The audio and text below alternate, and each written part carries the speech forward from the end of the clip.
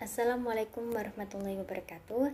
Perkenalkan, nama saya Lina Mamlaatul Khaira dengan NIM 060303210057.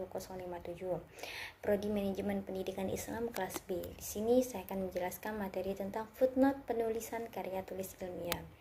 Selanjutnya, pengertian footnote. Apa itu footnote? Footnote atau catatan kaki adalah catatan yang berada di bagian bawah halaman karya ilmiah. Selanjutnya, fungsi dan tujuan footnote. Fungsi footnote yang pertama untuk memberikan keterangan dan penjelasan tentang sumber dari kutipan penyusunan daftar bacaan pada karya ilmiah supaya dapat dimengerti oleh pembaca. Yang kedua, untuk menghargai sumber kutipan yang dikutip supaya pembaca karya ilmiah mengetahui sumber kutipan yang digunakan. Yang ketiga, untuk menunjukkan referensi lain supaya pembaca karya ilmiah dapat mengetahui ulasannya lebih jelas mengenai istilah yang digunakan. Selanjutnya, tujuan footnote.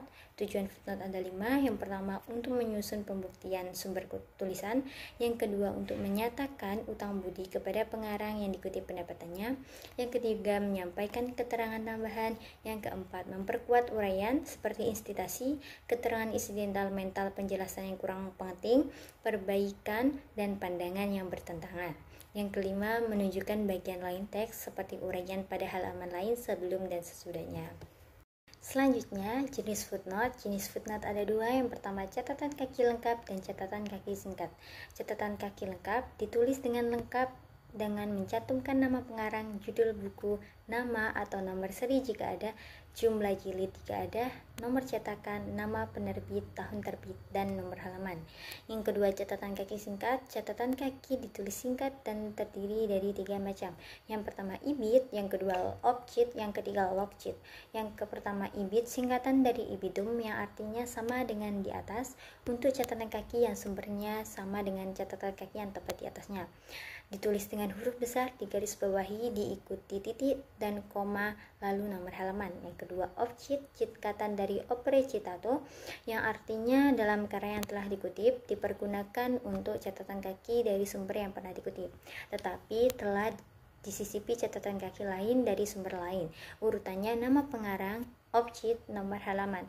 Kalau sedangkan logjit, singkatan dari loco citato artinya tempat yang telah dikutip, seperti di atas tetapi dari halaman yang sama. Yang urutannya nama pengarang, logjit tanpa nomor halaman.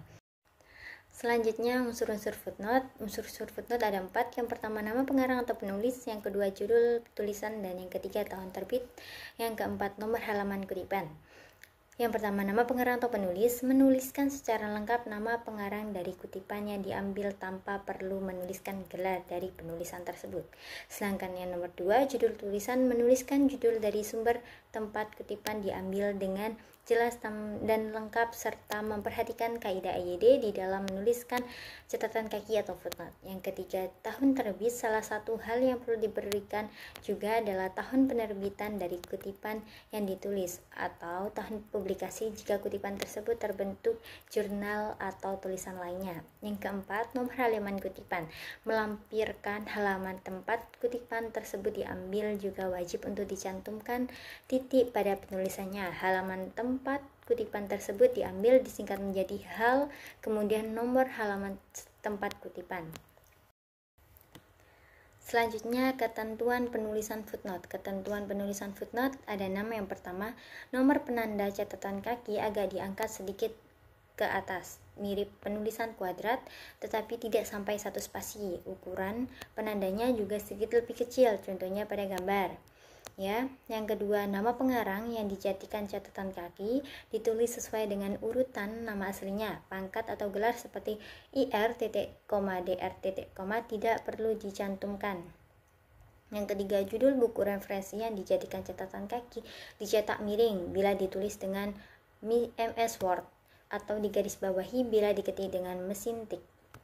Yang keempat, jika majalah, surat kabar, atau buku ditulis oleh 2 orang atau 3, nama mereka dicantumkan semua.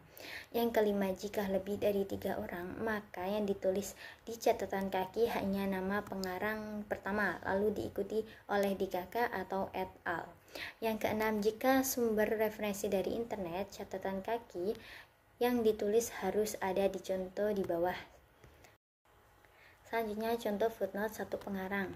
yakni nomor kutipan nama pengarang, judul buku seperti kota penerbit, titik 2 nama penerbit, tahun, penerbitan, lalu halaman, nomor halaman. Adapun contoh dalam penulisannya ada pada gambar yang ada 3 contoh. Selanjutnya contoh footnote 2-3 pengarang, yakni nomor kutipan nama pengarang 1 dan nama pengarang 2, judul buku yakni kota penerbit, titik 2 nama penerbit, tahun, penerbitan, halaman, lalu nomor halaman. Adapun contoh dalam penulisannya ada pada gambar yang ada 3 contoh.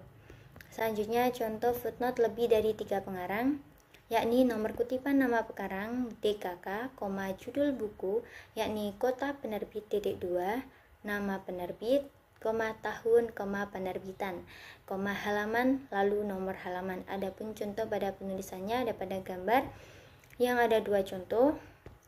Selanjutnya contoh footnote dari jurnal atau makalah, yakni nomor kutipan nama penulis, judul sumber dicetak miring, yakni penerbit, kota penerbit, tahun, lalu halaman. Adapun contoh dalam penulisannya ada pada gambar yang ada 2 contoh. Selanjutnya contoh footnote dari internet, nomor kutipan author, judul artikel dicetak miring seperti URL web, tanggal akses, tahun. Adapun contoh dalam penulisannya ada pada gambar yang ada 2 contoh. Sekian penjelasan yang bisa saya sampaikan dan mohon maaf apabila salah kata. Terima kasih. Assalamualaikum warahmatullahi wabarakatuh.